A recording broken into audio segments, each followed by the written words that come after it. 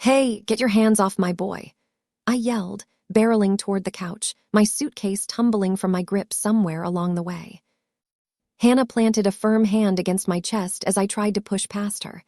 "What's wrong with you?" she asked, her tone calm but firm. She told me I must be exhausted from the flight, that I wasn't thinking clearly, but I could feel the underlying message loud and clear. The implication was obvious. She seemed to think I was completely wasted, or worse, right in front of our son, something I had promised myself I would never do again. A heat rose under my collar. My face felt hot. I was completely sober. Stone cold sober. Dry as the desert. I mean, she was the one who had invited that freak into our home. She was the one letting them sit on our kid's lap like it was perfectly normal. And how did I know she wasn't on something herself? Without a word, I yanked Hannah's hand away and stormed past her. Dad, what's going on? It's just Whiskers, Dad." Tears were streaming down his little face. Seeing Ike upset hurt, sure, but the fear gnawing in my gut, the absolute confusion, was far worse. It was like a sparkler compared to a raging wildfire. I loomed over the brown leather sectional. Ike scrambled out from under the intruder and raced across the couch, throwing himself into his mother's trembling arms as soon as he hit the floor. The person dressed like our house cat didn't react at all. Knees drawn to their chest, they lifted a painted hand to their mask and rubbed it against their face, maybe pretending to clean themselves. But the mask had no hole for a tongue, so it just squeaked against the skin. My eyelids twitched. Cold sweat soaked my back. I looked at my wife, hopping for some explanation, but all I saw was fear. Fear of me. What is this?" I whispered, my knuckles tightening into a fist. Ike whimpered, and Hannah ran her fingers through his sun-bleached hair, wide-eyed and silent. "Who is this, Hannah?" I demanded. My voice cracked, sharp and dry. She bolted toward the kitchen table where her phone lay. Ike was slipping into full-blown hysteria. Meanwhile, the intruder remained utterly indifferent. They stopped their faux licking, stretched languidly, and rotated their torso toward me, completely unbothered, completely calm. I stared, disbelief spinning in my skull. They were about 5 feet tall, mask included. The mask was circular, stout, flattened on top, triple the size of a normal human skull, and perfectly smooth all around. It reminded me of the box I used to store spare drum cymbals. Our calico's likeness was painted in exquisite detail. Her green eyes, the black splotch around her pink nose, the torn edge of her left ear, all accounted for. But the features were distorted to fit the mask's strange dimensions, stretched wider than they should be. Their body was just as unsettling. Every marking of her fur had been transferred onto their emaciated frame, stretched over sunken limbs and a hollow abdomen. Tendons stood out under their thin, fatless skin. Worst of all, they were completely naked. No genitals, smooth, featureless, like a doll. My blood boiled. I lunged, ready to smash their chest in with my bare hands. "Marvin, Jesus Christ, it's just a cat, get a grip," Hannah shouted. My fist froze inches from their chest. They didn't flinch. I straightened up and locked eyes with my wife. You actually think this is a cat, that this is Whiskers." Ike was screaming, pressing his face into her leg, inconsolable. Hannah didn't answer. She pulled Ike into another room, whispering urgently into the phone. "Yes, he's on something drunk, sick. I don't know, please just send someone." My mouth was dry. I ran a trembling hand through my sweat-soaked hair, trying to look presentable before the authorities arrived. Meanwhile, the intruder lounged on the couch. Sleeping, smiling, watching, I couldn't tell. The mask had no openings, and they never spoke. I stood there, swaying slightly, like an empty swing in a cold wind, watching the painted skin sink between brittle ribs as they exhaled. How do they even breathe? I wondered. The mask seemed fused to their neck. I had no answer. A few minutes later, the police arrived. I begged them to take action, to see reason, praying they saw what I saw. They looked at the figure on my couch and snickered. eyes glinting with amusement. I should not have expected them to take it seriously. How could I? It was just a cat, after all. The police escorted me to the emergency room. Not handcuffed this time, thankfully. All the tests came back normal. They took a sample of the clear fluid from my spine to check for infections that could be messing with my nervous system, but the tests came back clean. The urine screen showed opioids, though the doctor didn't seem surprised. He explained it was expected since I was on naltrexone, a medication meant to keep old temptations like alcohol and cocaine from crawling back into my life. Apparently, it shared a few chemical similarities with oxycodone, which explained the false positive. My kidneys, heart, and liver were fine. Every number on that chart looked normal. As far as they could tell, nothing was physically wrong with me, and I hadn't taken anything that might cause hallucinations or psychosis. But when the psychiatrist sat across from me and asked if I still believed what I saw, I didn't hesitate. That thing wasn't a cat. From that point on, my path was set. Next stop, Falling Leaves Behavioral Health Hospital. The first time wasn't the worst. The staff was kind enough, and most of the other patients were tolerable. The doctors were sharp, well-spoken, good at convincing people of things. Before long, they had me believing I'd suffered what they called an isolated delusion triggered by extreme stress. Their words, not mine. At first, I fought the idea. I swore what I saw was real. But the longer I stayed there, the more their logic started to make sense. Work had been brutal lately, and nobody else seemed to see what I saw. According to Occam's razor, the simplest explanation was that something was wrong with me, not with Hannah, not with Ike, and not with the cops who laughed in my face. Just me. 5 days later, they let me go. Ike practically exploded with joy, bouncing in the back seat, his little arms wrapping around my shoulders as I buckled myself in. Hannah looked happy too, though her smile was stretched thin, like a rubber band about to snap. I could tell it was mostly for Ike's sake. When we got home, I hesitated on the front steps. My feet felt heavy, locked in place. Hannah slipped her hand into mine and gave a soft tug, pulling me inside. The door clicked shut behind us. A charge ran through my neck, like static under my skin. Hannah rubbed her thumb across my palm, gentle, affectionate, but there was tension in her hand too. She was nervous, in hindsight. I do not blame her. No masked intruder in sight. My shoulders loosened. I turned toward her and forced a smile. Then there came a sound from above. A slow, deliberate sound. A sound that made every cell in my body turn electric. Knock. Knock. Knock. Hannah's nails bit into my palm as she felt me stiffen. I looked up, and there they were. Flat on their stomach atop the balcony rail, their mask the only thing visible in the half-dark, knocking that oversized, painted face against the wooden banister. Left to right to left to right. Knock. Knock. Knock.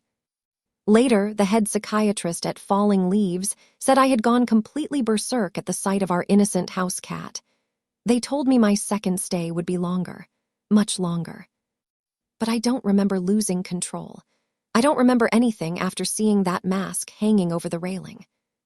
All I remember is the rhythm, the way it swayed. Back and forth, endless, like a looping video that refuses to move forward, glitching forever. A part of me is still stuck in that moment, watching, helpless. Knock. Knock. Knock. Hannah still visited me over the next 3 months, but only once a week. She never brought Ike. I noticed her face growing thinner each time, her cheekbones sharper, her clothes looser. She wasn't eating well. The stress was eating her alive, and it killed me to watch it. I pleaded with her in those early days. I'm not crazy, I said. I know what I saw. Please, Hannah, you and Ike aren't safe. She just looked away. No matter what I said, her expression stayed distant, and the more I pushed, the longer they kept me there. Eventually, I realized what I had to do.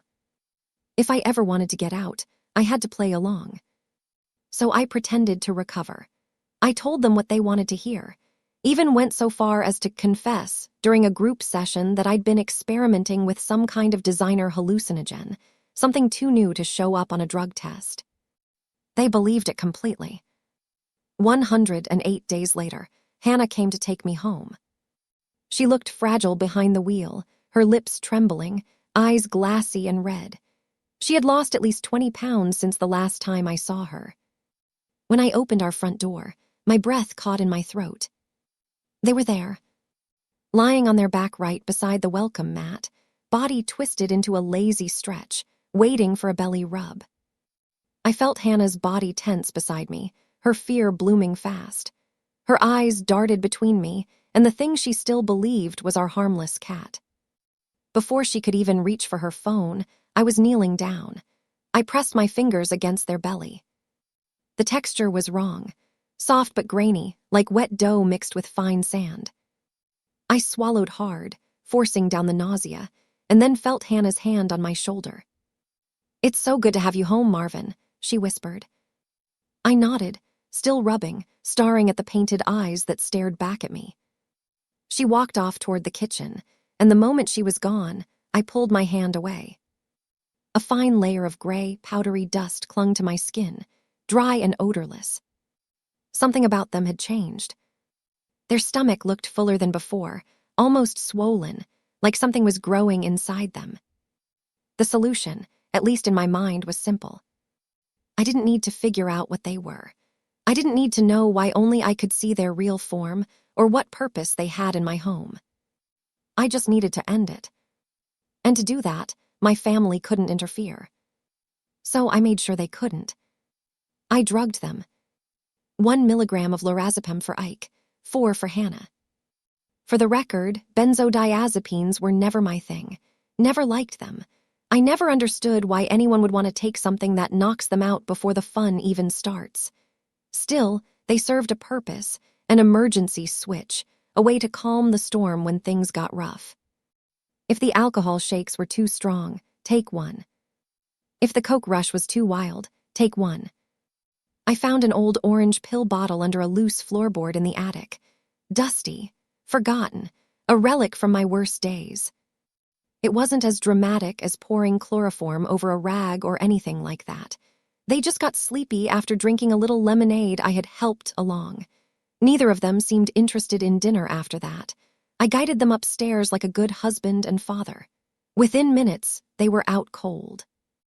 Ike mumbled that he loved me. Hannah, half asleep, reminded me to feed Raja 3 times. I knew she might have questions in the morning. She might panic when she noticed Raja was gone, but that was a problem for later. When I pulled Ike's bedroom door shut, I saw it.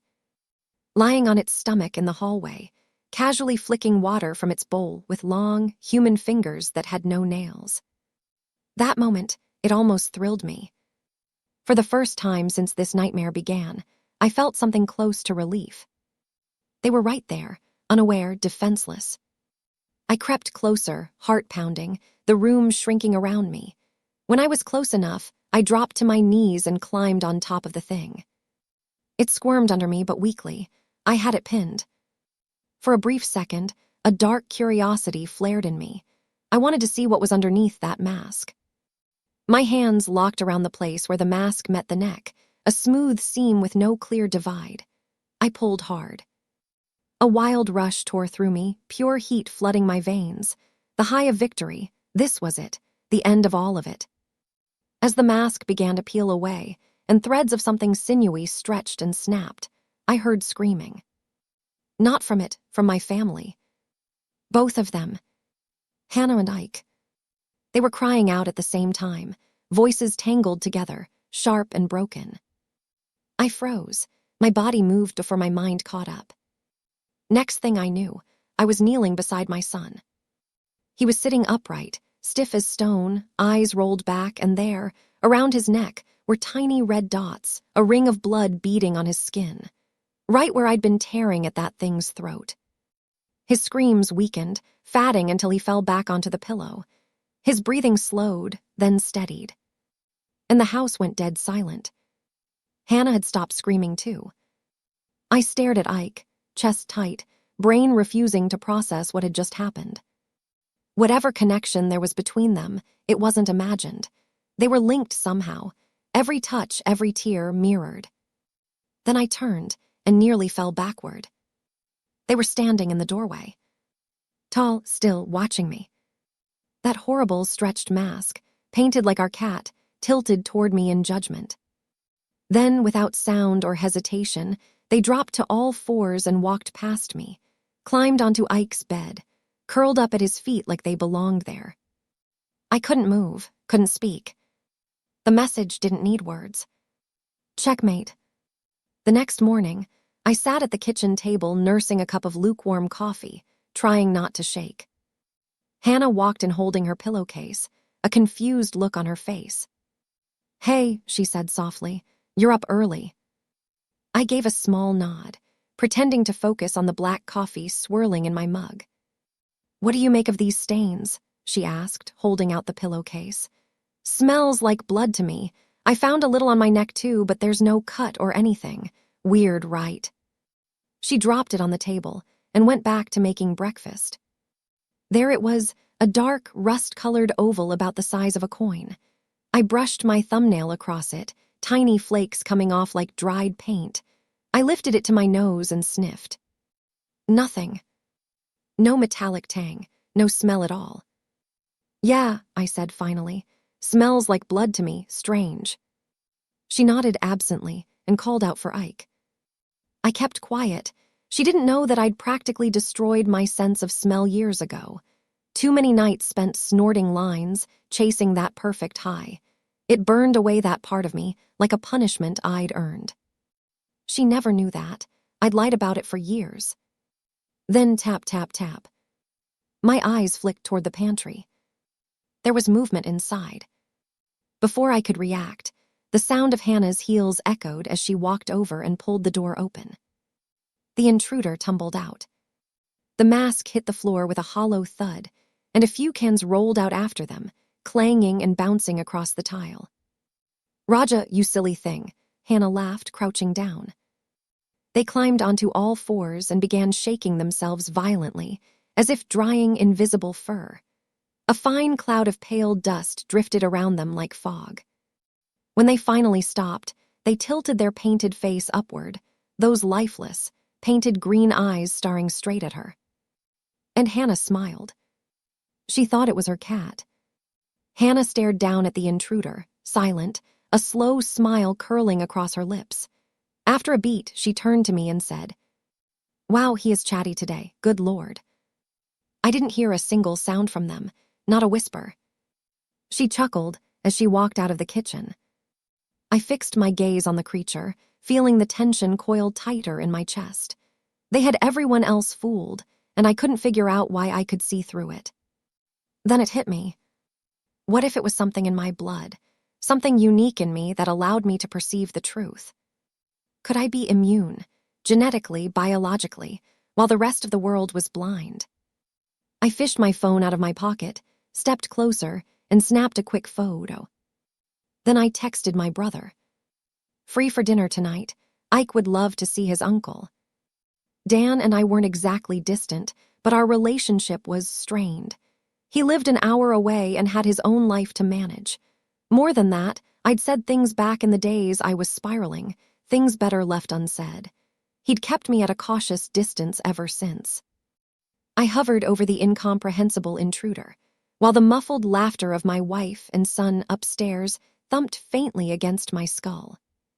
My phone buzzed. "Sure, good to hear from you. Car is out of commission, mind picking me up?"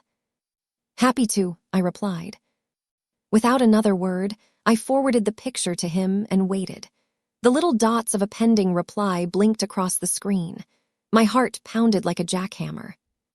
Then the response came. What the hell is that, Marv?" Relief crashed through me. "Tell you later, be there at 5, I typed. I glanced back at the creature and grinned, baring my teeth slightly, adrenaline sparking through my veins. The drive to Dan's house was mostly quiet. I was too jittery to form sentences, drumming my fingers on the wheel, mind spinning with a million possibilities.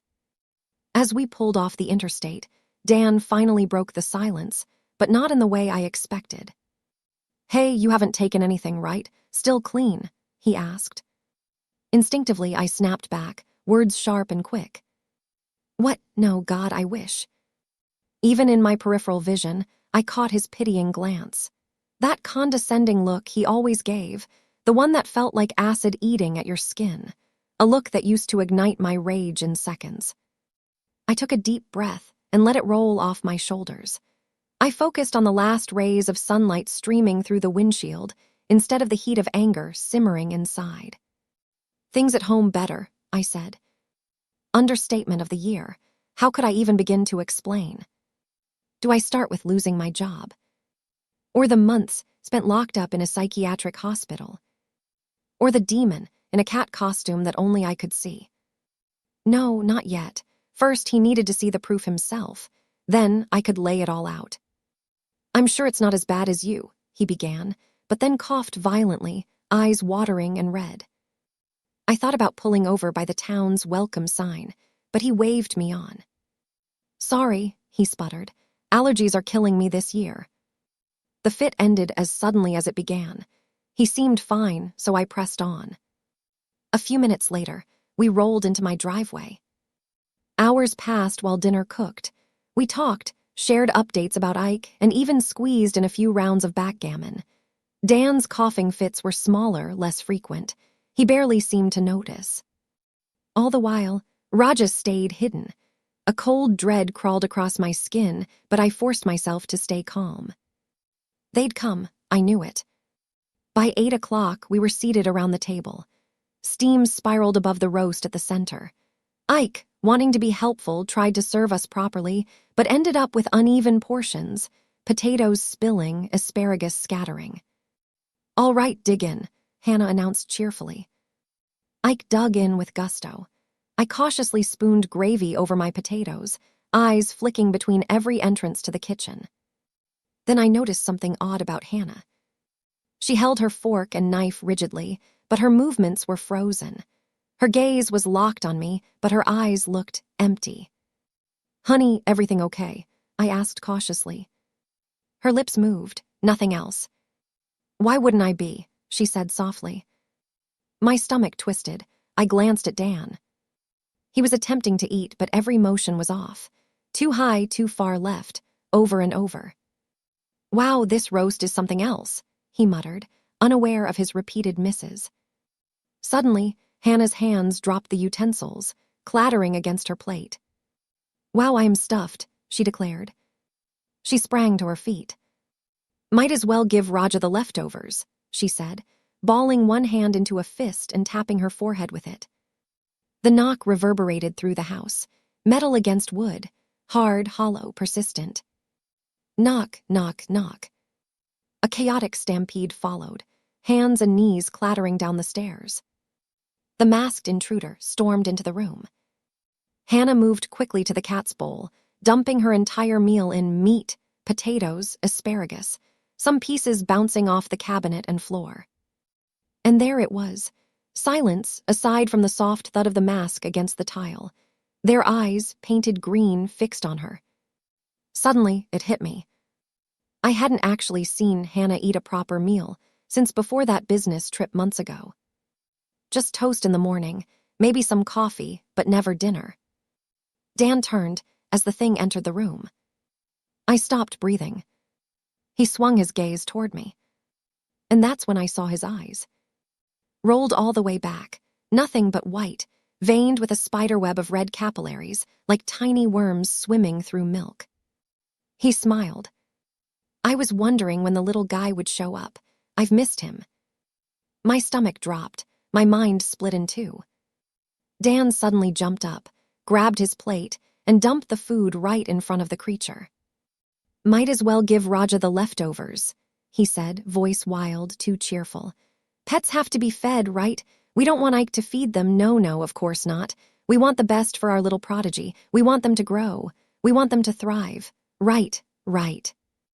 Gravy smeared down his arms as the intruder scooped the mess into its chest, the stains forming strange shapes across its torso, like accidental Rorschach blots. Then it bolted on all fours past the table. By the screen door, Ike was already waiting. He held it open for them, just enough for the latch to creak, letting them race into the backyard without losing speed. That was when it dawned on me. This had been happening for months. The feeding, the rituals, the quiet decline of my family. I looked at my son and realized I had two choices. I could just give up, let them be consumed from the inside out until there was nothing left. Let myself slide back into the comfort of oblivion, booze, pills, powder, anything to make me forget. Maybe, if they were hollow enough, they wouldn't even care what I became. A family that stayed, no matter how far gone I was. And for a split second, that sounded easy. But the other choice burned hotter. I could chase that thing. That impossible, parasitic horror pretending to be our cat. Even if it meant dying trying. My pulse thundered. My heart felt molten. I got up and ran. Right out the door. Into the thick blackness of a moonless night. It's 11 p.m. now. When I got back, Hannah and Ike were asleep in bed, peaceful, unaware. Dan was gone. But that's impossible. I drove him here. There are holes in the forest, burrows, tunnels wide enough for a person to crawl through. I saw the intruder dive into one, clutching the food like an offering. When I pressed my ear against the dirt, I heard it. Mewing. Overlapping cries, all in the same tone, all begging, hungry, like Raja used to sound when we forgot his dinner. But multiplied. 3 voices, 4, maybe more. It hit me then. I never once stopped to think about what happened to the real Raja. If the real one is still alive, he's down there, in that hole. And that's not even the worst part. On my way back, I saw Mr. Hooper from 2 houses down. He was walking his husky. Only it wasn't a husky, not anymore. The man looked 30 pounds lighter than the last time I saw him. His clothes hung loose. His smile looked wrong. It's not just us. It's spreading. The whole town is infested. I don't know what to do next. Do I search for Dan? Go back to the burrow? I don't know. But I'll figure it out. If anyone finds this, I'm posting it here, just in case I don't make it. And Hannah, if you're the one reading this, I'm not crazy. I love you. And I swear to God, I tried.